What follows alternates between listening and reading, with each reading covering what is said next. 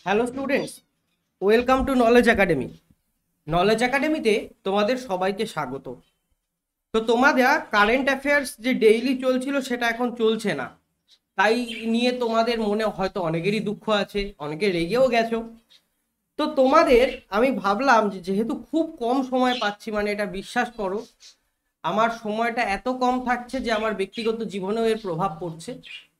তো যাই হোক, আমি তোমাদের জন্য ভেবেছি যে মাসিক কারেন্ট অ্যাফেয়ার্স যদি একটা তোমাদের দেওয়া যায়। তো নলেজ একাডেমি যে ব্যাচগুলো চলে তারই ফেব্রুয়ারি মাসের 2021 সালের গুরুত্বপূর্ণ কারেন্ট অ্যাফেয়ার্সগুলো আজকে আলোচনা করব। তাহলে সবাই রেডি হয়ে যাও এবং ভালো করে শোনো। শোনাটা জরুরি, কারণ এগুলো যদি তুমি শোনো তাহলে পরীক্ষার সময় কিন্তু এগুলো ঠিক তোমার মনে থাকবে। প্রথমে আমরা কিছু গুরুত্বপূর্ণ গভর্নমেন্ট স্কিম যেগুলো ফেব্রুয়ারি মাসে ঘটেছে সেগুলো সম্পর্কে জানবো। তা প্রথমে যে খবরটায় আমরা চোখ রাখছি সেটা হচ্ছে গোবর্ধন। তাহলে গোবর্ধন অ্যাক্টিভিটি, এই গোবর্ধন অ্যাক্টিভিটিটা কি? এই গোবর্ধন অ্যাক্টিভিটি হচ্ছে স্বচ্ছ ভারত মিশন যে ফেজ 2 হয়েছিল, যে স্বচ্ছ ভারত মিশনের ফেজ 2তে বলা ছিল অর্গানিক সলিড ওয়েস্ট ম্যানেজমেন্ট সম্পর্কে, অর্থাৎ যে জৈব বর্জ্য পদার্থ আছে, কঠিন বর্জ্য পদার্থ, সেগুলোকে কিভাবে ম্যানেজ করা যায় সেই সম্পর্কে যে স্বচ্ছ ভারত মিশনের ফেজ 2 লঞ্চ হয়েছিল, তারই একটি অ্যাক্টিভিটি হচ্ছে গোবর্ধন অ্যাক্টিভিটি। তো এবার বলছে যে unified web portal for monitoring progress of Gobardhan activities has been jointly launched by union ministers of agriculture, petroleum, animal husbandry এবং জলশক্তি। অর্থাৎ এই যে গোবর্ধনকে অ্যাক্টিভিটিকে ম্যানেজ করার জন্য বা মনিটর করার জন্য যে ওয়েব পোর্টাল লঞ্চ করা হয়েছে, সেটা কারা লঞ্চ করেছে? না agriculture ministry, petroleum, animal husbandry এবং জলশক্তি। এরপরে next, union education minister has launch the Kalam project for intellectual property literacy and awareness campaign বা কপিলা ক্যাম্পেইন। তাহলে আমাদের জেনে রাখা দরকার যে কপিলা ক্যাম্পেইনটা কি। না কপিলা ক্যাম্পেইনে যেটা হয়, students and faculties of higher educational institutions will get information about the process of patenting their inventions. অর্থাৎ যে সমস্ত হায়ার এডুকেশনাল ইনস্টিটিউশন আছে তারা স্টুডেন্ট এবং ফ্যাকাল্টিরা বিভিন্ন সময় বিভিন্ন নতুন কিছু আবিষ্কার করে, তো তারা যাতে পেটেন্ট পেতে পারে তাদের ইনভেনশনের জন্য, সেইটাকে সহজলভ্য করার জন্য এই কপিলা ক্যাম্পেইন লঞ্চ করা হয়েছে এবং লঞ্চ করেছে union education minister Ramesh Nishank Pokhriyal. এটা যুব রাষ্ট্রীয় যুব সশক্তিকরণ কার্যক্রমের মধ্যে অন্যতম একটি পার্ট। অর্থাৎ কপিলা ক্যাম্পেইনটা রাষ্ট্রীয় যুব সশক্তিকরণ কার্যক্রমের একটি পার্ট। যেরকম ভাবে গোবর্ধনটা ছিল স্বচ্ছ ভারত মিশনের পার্ট, এটাও সেরকম ভাবেই। এরপরে হচ্ছে নই রশ্মি নামক একটি স্কিম লঞ্চ করা হয়েছে। মিনিস্ট্রি অফ মাইনরিটি অ্যাফেয়ার বা সংখ্যালঘু দপ্তর কেন্দ্রীয় সরকারে তারা এই স্কিমটা লঞ্চ করেছে, এবং এটা হচ্ছে যাতে মাইনরিটি ওম্যানরা লিডার হতে পারে, তাদের লিডারশিপে সহায়তা করার জন্যই এই স্কিমটা লঞ্চ করা হয়েছে। এছাড়াও রিপোর্টে দেখা গেছে যে জননী সুরক্ষা যোজনা বা জেএসওয়াই যে স্কিম আছে, তার যে ইনস্টিটিউশনাল ডেলিভারিগুলো সেগুলো অনেক উন্নত হয়েছে। তাহলে জানতে হবে জননী সুরক্ষা যোজনা বা জেএসওয়াই স্কিম কি। ইট is a save motherhood intervention under the national rural health mission. তাহলে এটা হচ্ছে national rural health mission, rural অঞ্চলে যে কেন্দ্রীয় সরকারের স্বাস্থ্য পরিষেবা আছে তার একটি পার্ট। এটা লঞ্চ করা হয় 12 এপ্রিল 2005-এ। It is a 100% central sponsored scheme that aims to reduce maternal and infant mortality rate by promoting institutional delivery. এর পুরোটাই স্পন্সর করছে সেন্ট্রাল গভর্নমেন্ট। এবং কেন করা হয়েছে এই জননী সুরক্ষা যোজনা? না যাতে মাতৃত্বকালীন মৃত্যু এবং জন্মানোর পরেই যে শিশুর মৃত্যু, সেই মৃত্যু হার কমানো যায়, সেই জন্য। এবার সক্ষম বা শ্রমিক শক্তি মঞ্চ নামক একটি জব পোর্টাল লঞ্চ করা হয়েছে শ্রমিকদের জন্য। It is a dynamic job portal that provides a common platform to connect the requirements of MSME sector and the skill of workers across the country. যাতে এমএসএমই সেক্টর বা micro small medium enterprise যে sector আছে তার যে সব requirement আছে, প্রয়োজনীয়তা আছে, সেগুলো সম্পর্কে যাতে বলা যায় এই পোর্টালে, এবং যারা শ্রমিক আছে বা যারা ওয়ার্কার আছে তাদের স্কিলকে আরো কিভাবে উন্নত করা যায় সেই সমস্ত তথ্য দেয়া হবে এই সক্ষম জব পোর্টালের মাধ্যমে। এরপরে ন্যাশনাল ফুড সিকিউরিটি মিশন সম্পর্কে একটি নিউজ আছে। কি নিউজ আছে? যে প্রায় 110 লাখ হেক্টর এরিয়াকে মাইক্রোনিউট্রিয়েন্ট এবং বায়ো ফার্টিলাইজার দিয়ে ট্রিট করা হয়েছে এই এনএফএসএম এর আন্ডারে। তাহলে এনএফএসএম কি না, এটাও একটা সেন্ট্রালি স্পন্সর্ড স্কিম এগ্রিকালচার সেক্টরের জন্য। এর মেন অবজেক্টিভ কি? মেন অবজেক্টিভ হচ্ছে যাতে ক্রপ বা ফসলের প্রোডাক্টিভিটিকে অনেক বাড়ানো, নেক্সট হচ্ছে ফার্মারদের ইনকামকে বাড়ানো এবং এই এগ্রিকালচারের মাধ্যমে যাতে আরো বেশি পরিমাণে এমপ্লয়মেন্ট অপরচুনিটি তৈরি করা যায় সেইটা দেখা। অ্যাট প্রেজেন্ট বর্তমানে এই ন্যাশনাল ফুড সিকিউরিটি মিশনের কিন্তু 6টা কম্পোনেন্ট আছে। রাইসের উপরে, হুইটের উপরে, পালসের উপরে, কোর সিরিয়ালসের উপরে এবং নিউট্রিসিরিয়ালস আর কমার্শিয়াল ক্রপের উপরে। কমার্শিয়াল ক্রপের মধ্যে কটন, রাবার ইত্যাদি প্রভৃতি পড়ছে। এরপরে সন্দেশ অ্যাপ, এনআইসি বা ন্যাশনাল ইনফরমেটিক্স যে সেন্টার আছে তারা সন্দেশ অ্যাপ লঞ্চ করেছে। সন্দেশ অ্যাপ কি জিনিস না, হোয়াটসঅ্যাপ আমরা যে ব্যবহার করি সেই হোয়াটসঅ্যাপ হচ্ছে একটা ইনস্ট্যান্ট মেসেজিং অ্যাপ, অর্থাৎ তৎক্ষণাৎ সেটা দিয়ে মেসেজ করা যায়।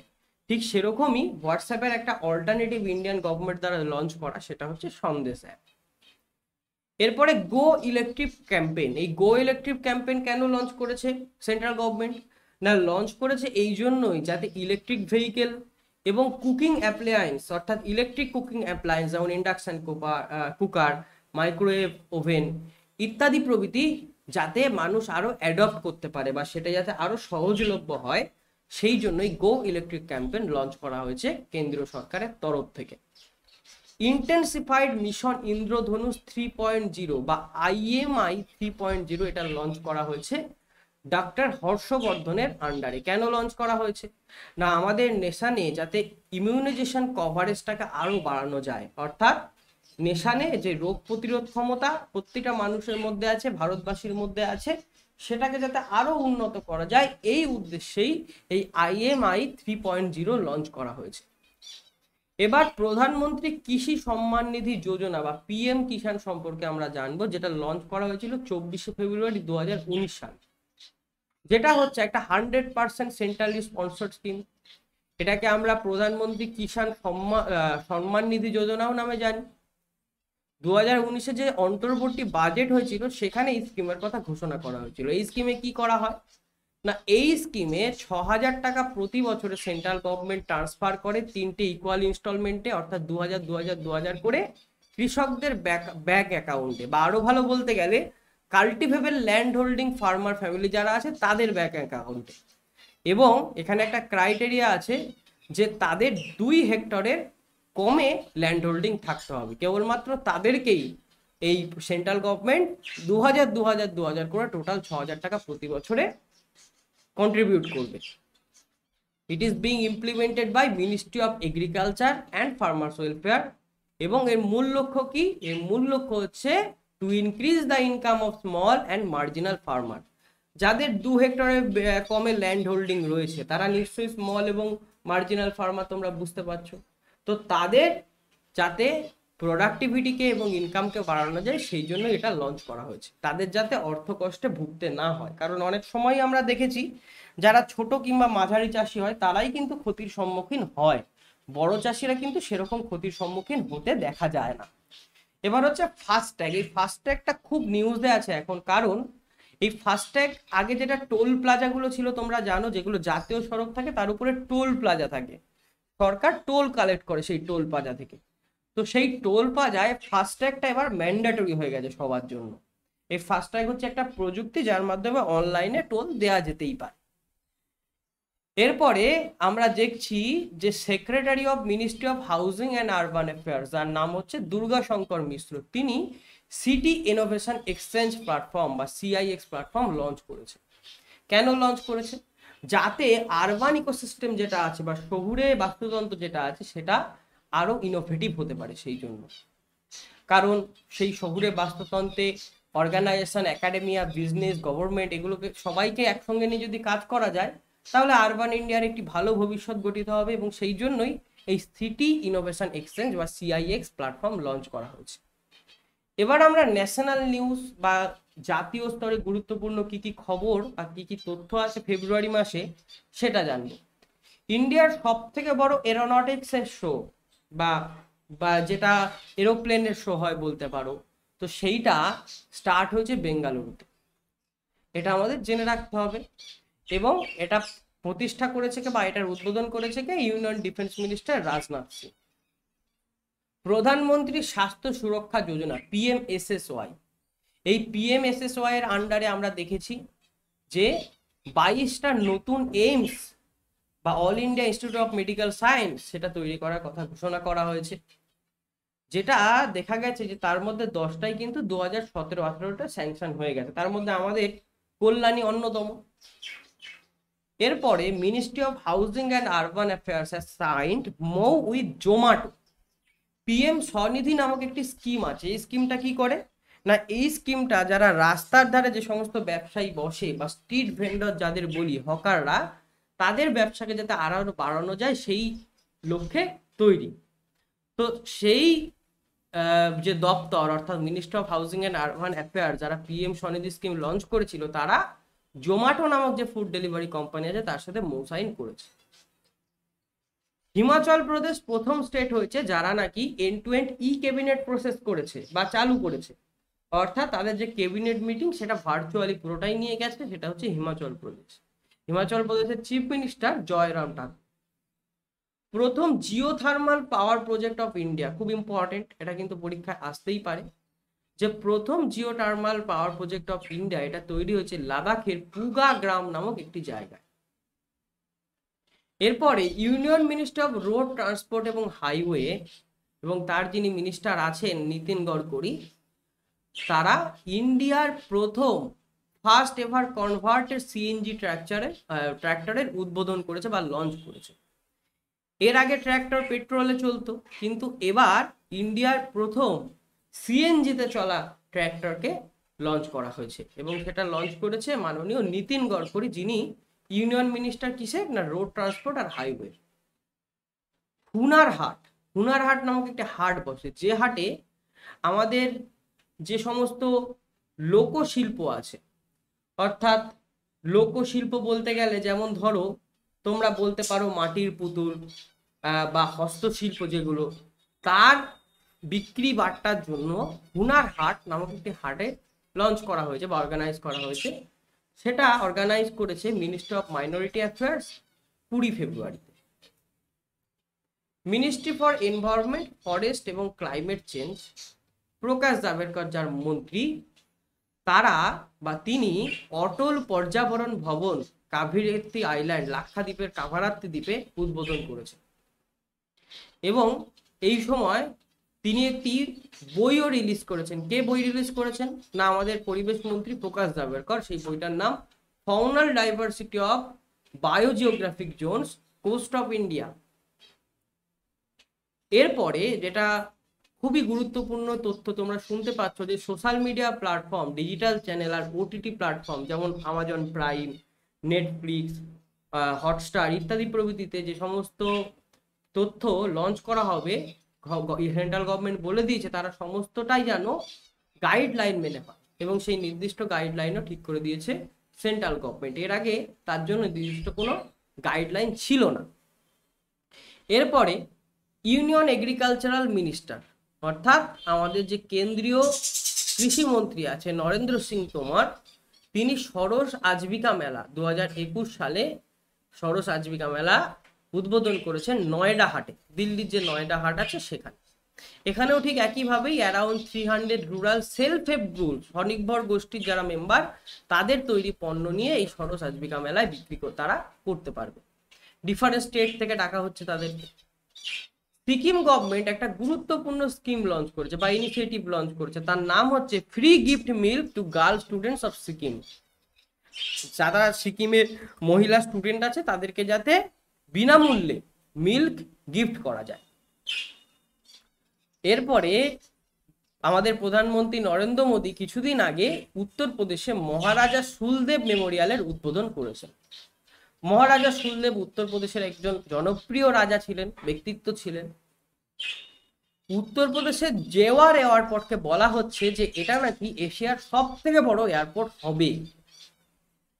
এরপরের যে খবরটা আমরা সবাই জানি, আমাদের ওয়েস্ট বেঙ্গলে ভোটের আগেই দুটো স্কিম লঞ্চ করা হয়েছিল। একটার নাম মা স্কিম, যেখানে 5 টাকায় গরিব মানুষকে খাবার দেওয়া হচ্ছিল এবং সেই জন্য রাজ্যের বিভিন্ন জায়গায় মা কিচেন গড়ে উঠেছে।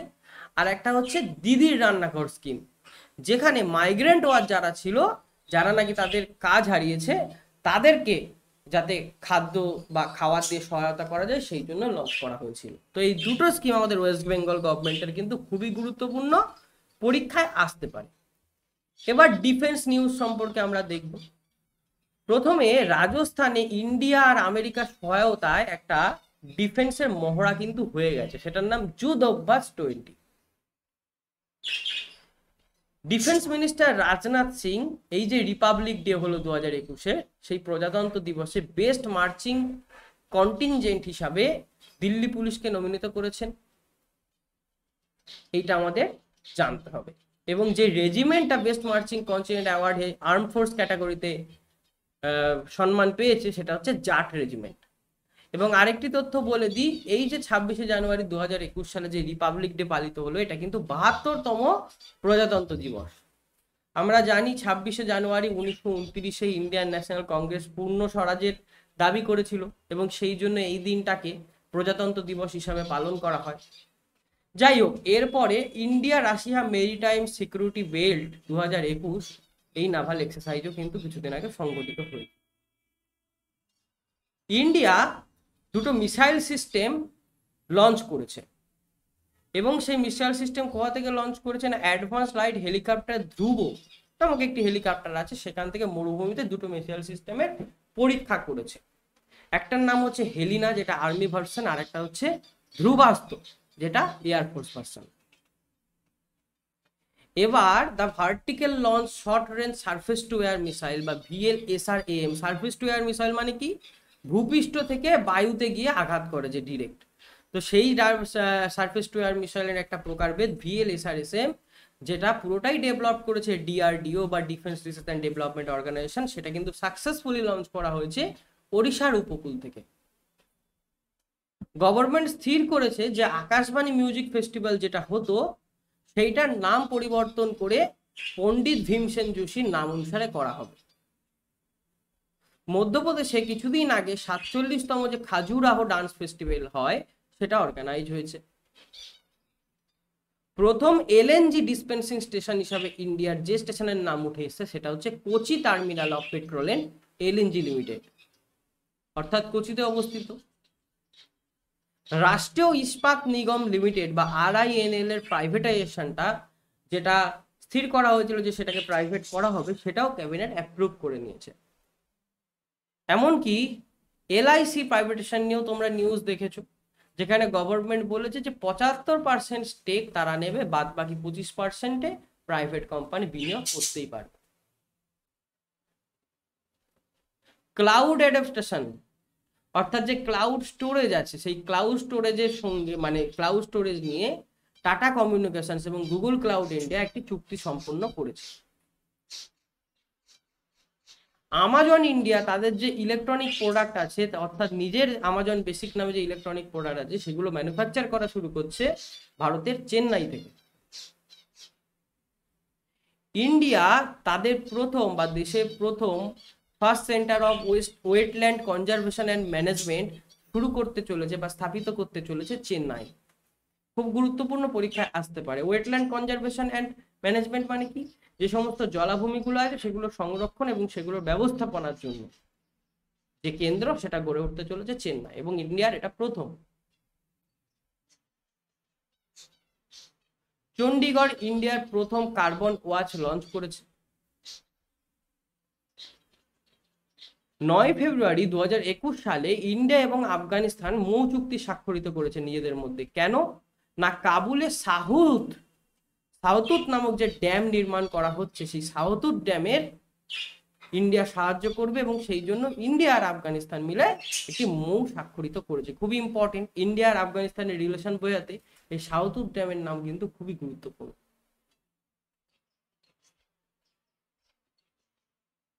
নাগাল্যান্ডে এডুকেশনের যে কোয়ালিটি সেটা আরো বাড়ানোর জন্য ইন্ডিয়া, নাগাল্যান্ড এবং ওয়ার্ল্ড ব্যাংক মিলে একটি চুক্তি স্বাক্ষর করেছে, যেখানে বলা হয়েছে যে এই তিনজন অর্থাৎ সেন্ট্রাল গভর্নমেন্ট, নাগাল্যান্ড এবং ওয়ার্ল্ড ব্যাংক সবাই মিলে $68 মিলিয়ন লোন যেটা নিয়েছে সেটাকে নাগাল্যান্ডের এডুকেশনের কোয়ালিটিতে খরচ করবে। এবার ইন্টারন্যাশনাল নিউজ সম্পর্কে আমরা জেনে নেব। ডেনমার্ক একটা প্ল্যান অ্যাপ্রুভ করেছে। কি প্ল্যান না, তারা পৃথিবীর প্রথম এনার্জি আইল্যান্ড তৈরি করতে চলেছে নর্থ সিতে। তাহলে পরীক্ষায় যদি প্রশ্ন আসে যে পৃথিবীর প্রথম এনার্জি আইল্যান্ড বা শক্তি দ্বীপ কোথায় তৈরি হতে চলেছে, উত্তর কি হবে? ডেনমার্কের নর্থ সিতে। বাংলাদেশ সুপ্রিম কোর্ট ইংলিশ থেকে বাংলায় ট্রান্সলেট করার জন্য যে artificial intelligence based translation software launch করেছে তার নাম আমার ভাষা। সাউথ কোরিয়া একটি চুক্তি স্বাক্ষর করেছে যেখানে বলা হয়েছে যে পৃথিবীর সব থেকে বড় অফশোর উইন্ড ফার্ম সেটা তৈরি হবে সাউথ কোরিয়াতে। এবার সায়েন্স আর টেক রিলেটেড সম্পর্কিত কিছু গুরুত্বপূর্ণ তথ্য। মঙ্গলের প্রথম পিকচার চায়নার যে তিয়ানওয়ান নামক যে প্রোবটা ছিল তারা কিন্তু পাঠিয়েছে, অর্থাৎ পৃথিবীতে পাঠিয়েছে মঙ্গলের প্রথম ছবি। দুবাইয়ের যে মার্স মিশন হোপ প্রো সেটাও মার্সের অরবিটে বা মঙ্গলের কক্ষপথে প্রবেশ করেছে। নাসার যে পঞ্চম রোভার আছে যার নাম পারসিভারেন্স, সেটাও কিন্তু মার্সের ল্যান্ড করেছে সাকসেসফুল। এছাড়াও ইন্ডিয়ার ম্যাপকে আরো সুন্দর করে তৈরি করতে ইসরো এবং ম্যাপমাই ইন্ডিয়া এই দুটো সংস্থা কিন্তু চুক্তি স্বাক্ষর করেছে। ইন্ডিয়া প্রথম কান্ট্রি হয়েছে পৃথিবীর মধ্যে যে নাকি গুরুত্ব দিয়েছে NAFLD-র কিওরে, অর্থাৎ non alcoholic fatty liver disease যেটা হয় সেইটার কিওরে। এবার কিছু রিপোর্ট আর র্যাঙ্কিং সম্পর্কিত তথ্য আমরা জানব। এশিয়া প্যাসিফিক পার্সোনালাইজড যে হেলথ ইন্ডেক্স আছে 2020 সালে, ইন্ডিয়া সেখানে 10তম র্যাঙ্ক হোল্ড করেছে। ইন্ডিয়া জাস্টিস রিপোর্ট যেটা 2020 সালে প্রকাশিত হয়েছে, মহারাষ্ট্র সেখানে প্রথম স্থান অধিকার করেছে।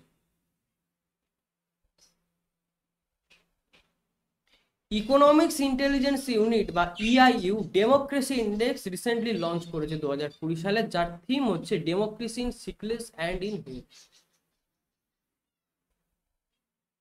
জানুয়ারি 2021 সালের হিসাব অনুযায়ী গুগল হচ্ছে top mobile publisher all over the world.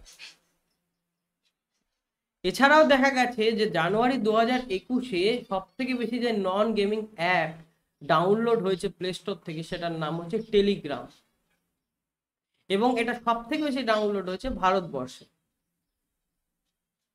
World bank recently একটা রিপোর্ট পাবলিশ করেছে, সেখানে দেখা গেছে যে পৃথিবীতে টোটাল যে গ্লোবাল ডেথ হয় তার 11% হোল্ড করে ইন্ডিয়া, অর্থাৎ রোড অ্যাক্সিডেন্টে হয়। পথ দুর্ঘটনায় যে পৃথিবীতে সমস্ত মানুষ মারা পড়ে তার 11 জনই, মানে 100 জনের মধ্যে 11 জনই মরে ইন্ডিয়া থেকে। এবার পলিটিক্স সম্পর্কে কিছু তথ্য আছে, এগুলো আর বলছি না, এগুলো কারণ এগুলো পড়তে হবে। আমি এগুলো স্টুডেন্টদের দিয়ে রাখি যাতে পলিটির কখন কোন অ্যামেন্ডমেন্ট হচ্ছে, নতুন কোন বিল আসছে সেই সম্পর্কে সচেতন তারা থাকে। কিন্তু এইগুলো পরীক্ষার জন্য, বিশেষ করে WBCS এর জন্য অত গুরুত্বপূর্ণ না, এগুলো ইন্টারভিউ হয়তো টুকটাক কাজে লাগতে পারে। যাই হোক, এবার আমরা বুকস অ্যান্ড অথরে চলে যাই। দলাই লামা একটি নতুন বই লঞ্চ করেছেন যার নাম little book of encouragement. Hamid আনসারিও একটি নতুন বই লঞ্চ করেছেন যার নাম by many a happy accident recollections of a life. Priyanka Chopra তার আত্মস্মৃতি লিখেছেন আনফিনিশড। অমিত শাহ একটি নতুন বুক লঞ্চ করেছেন রাষ্ট্র প্রথম 82 ভার্সন কি স্টাডি নিম গাথা ইত্যাদি নামে। ভেঙ্কাইয়া নাইডু তিনিও একটি বই লঞ্চ করেছেন যার নাম ম্যাভেরিক মেসিয়া, এই বায়োগ্রাফি অফ NT রামারাও। এবার কিছু গুরুত্বপূর্ণ অ্যাওয়ার্ড এবং প্রাইজ সম্পর্কে জানবো। বড়ো ফিল্ম, আসামের যে বড়ো জাতি ফিল্ম সিজিউ, সেই সিজিউ 4টে অ্যাওয়ার্ড লাভ করেছে golden sparrow international film festival 2021-এ। এশিয়াই ভয়েস অফ কাস্টমার অ্যাওয়ার্ড লাভ করেছে রাজীব গান্ধী ইন্টারন্যাশনাল এয়ারপোর্ট এবং ইন্দিরা গান্ধী ইন্টারন্যাশনাল এয়ারপোর্ট। মানসা ভারানিসি ভিএলসিতে ফেমিনা মিস ইন্ডিয়া ওয়ার্ল্ড 2020 অ্যাওয়ার্ডে জিতেছেন বা তিনি লাভ করেছেন। এবার দাদা সাহেব ফালকে অ্যাওয়ার্ড 2021-এ তার উইনার্স লিস্টের নামটা আমরা দেখব। বেস্ট অ্যাক্টর ফিমেল হিসাবে পুরস্কার পেয়েছেন দীপিকা পাড়ুকন তার ছাপাক নামক ফিল্মে অভিনয়ের জন্য।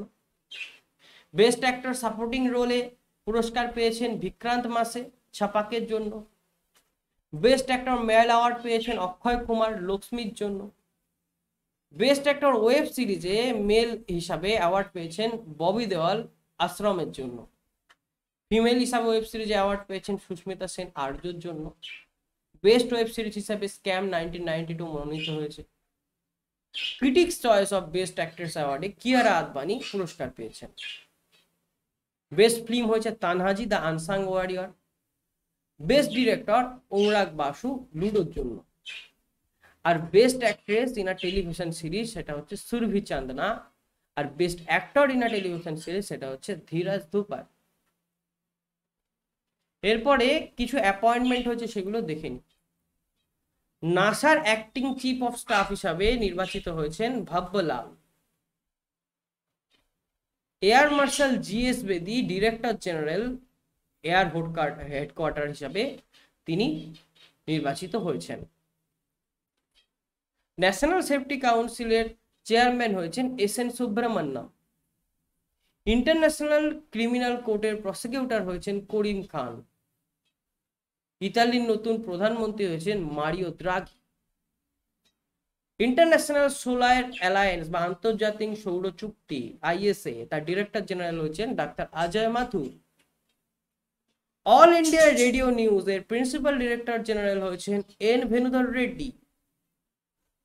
National commission for scheduled caste বা এনসিএসসি চেয়ারম্যান হিসাবে নির্বাচিত হয়েছেন বিজয় সাপলা। এবার খেলাধুলা সংক্রান্ত খবরে আমরা নজর রাখব। সৈয়দ মুস্তাক আলী টি-20 ট্রফি জিতেছে Tamil Nadu. Boxing federation of India বা বিএফআই এর প্রেসিডেন্ট হিসাবে নির্বাচিত হয়েছেন অজয় সিং। তিনি এই নিয়ে দুবার প্রেসিডেন্ট হিসাবে নির্বাচিত হলেন। জো রুট হলেন প্রথম ব্যাটসম্যান যিনি নাকি তার 100তম টেস্টে ডবল সেঞ্চুরি করেছেন। 2023 সাল অব্দি আইসিসি গ্লোবাল পার্টনার হিসাবে বাইজুর নাম উঠে এসছে। অ্যালান বর্ডার মেডেল লাভ করেছেন প্রাক্তন অস্ট্রেলিয়ান ক্যাপ্টেন স্টিভ স্মিথ। এই নিয়ে 3বার তিনি অ্যালান বর্ডার মেডেলে ভূষিত হলেন। রবিচন্দ্রন অশ্বিন হলেন প্রথম বোলার যিনি নাকি to take wickets of 200 left-hander batsmen in test matches। 200টা বাঁহাতি ব্যাটসম্যানের উইকেট নিয়ে নিয়েছেন টেস্ট ম্যাচে। অস্ট্রেলিয়ার ওপেন টাইটেল জিতেছেন নাওমি ওসাকা এবং নোভাক জোকোভিচ। সিনিয়র ন্যাশনাল টেবিল টেনিস চ্যাম্পিয়নশিপে উইনার হয়েছেন মনিকা বাত্রা। দ্বিতীয় যে খেলো ইন্ডিয়া ইউনিভার্সিটি গেম সেটা হতে চলেছে কর্ণাটকে। পৃথিবীর সব থেকে বড় ক্রিকেট স্টেডিয়াম সেটা উদ্বোধন হয়েছে গুজরাটের মোতেরায় এবং এটা উদ্বোধন করেছেন president Ramnath Kovind. Olympic game সম্পর্কে কিছু তথ্য, লাস্ট তথ্য এগুলিতে নজর রাখবো। অলিম্পিক গেমস 2020 অর্গানাইজ হবে টোকিওতে জাপানে। অলিম্পিক 2024 অর্গানাইজ হবে ফ্রান্সের প্যারিসে এবং অলিম্পিক 2028 অর্গানাইজ হবে ইউএসএ লস অ্যাঞ্জেলেস। এই ছিল আমাদের ফেব্রুয়ারি মাসের গুরুত্বপূর্ণ কিছু কারেন্ট অ্যাফেয়ার। এখানে সমস্ত ধরনের নিউজ কভার করা আছে, সে পলিটি হতে পারে, সে স্পোর্টস হতে পারে, বুক অ্যান্ড অথর হতে পারে, অ্যাওয়ার্ড হতে পারে, ন্যাশনাল হতে পারে কিংবা ইন্টারন্যাশনাল। আমি এই জন্যই বলি যে প্রতি মাসে কিছু গুরুত্বপূর্ণ কারেন্ট অ্যাফেয়ার্সে চোখ বুলানো খুব প্রয়োজন। এবং এই কারেন্ট অ্যাফেয়ার্স গুলোই আমরা নলেজ একাডেমি থেকে আমাদের ছাত্রছাত্রীর জন্য প্রোভাইড করে থাকি। আশা করি তোমাদেরও এতে অনেক উপকার হলো। সবাই খুব ভালো থেকো। After all, thanks for watching.